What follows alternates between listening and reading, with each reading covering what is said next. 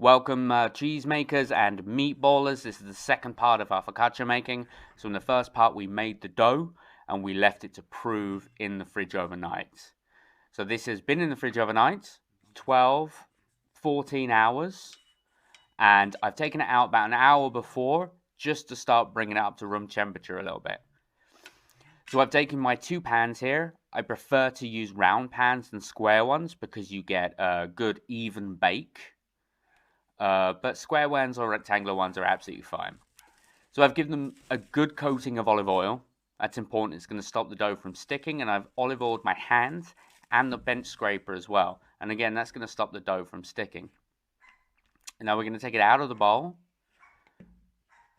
and put it on our countertop. And as you can see, it's still stretchy like it was yesterday.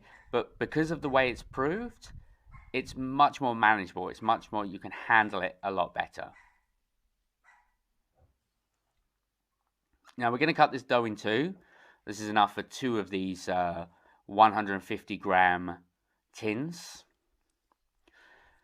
Now when you're measuring out your dough in your tin, you want it to come about halfway to 2/3 of the way up your tin. Because remember, as it proves, it's going to double in size. So if you go halfway up your tin, when it doubles in size, it will come to the top of the tin. And then when you bake it, it's going to grow again. So it will grow up and out of the tin.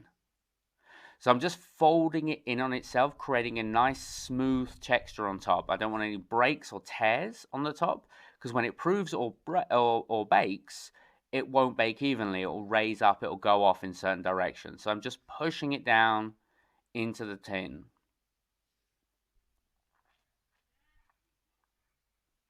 And there we have our two focaccias ready for their second proof.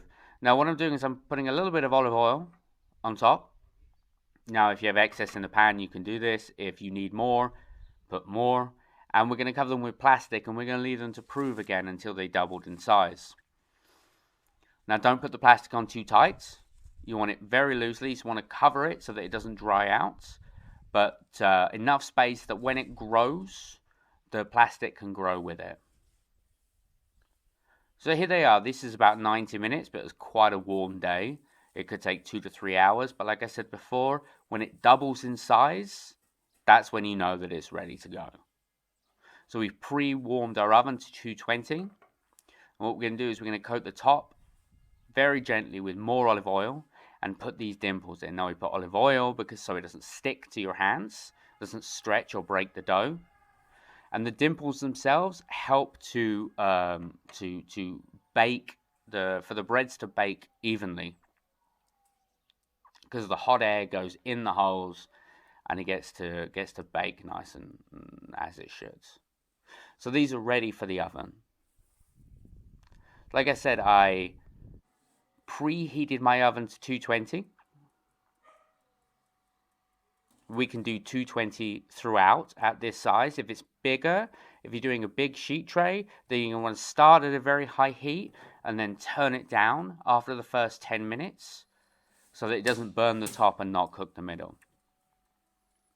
So this is after the first 10 minutes. I'm just taking it out of the oven and I'm coating it once again in olive oil. And that's going to soak into all those little dimples and it's going to give us an extra fresher olive oil flavor throughout our breads. We're going to pop them back in the oven for another 10 minutes.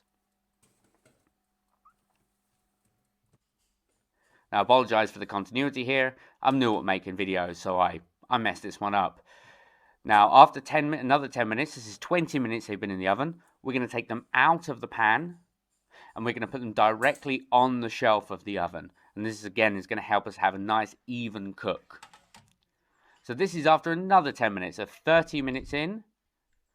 These are nicely cooked. They're crunchy on the outside. They're soft in the middle. If you want to know whether they're done, tap the bottom of the dough and you'll hear a hollow sound. And that's how you know.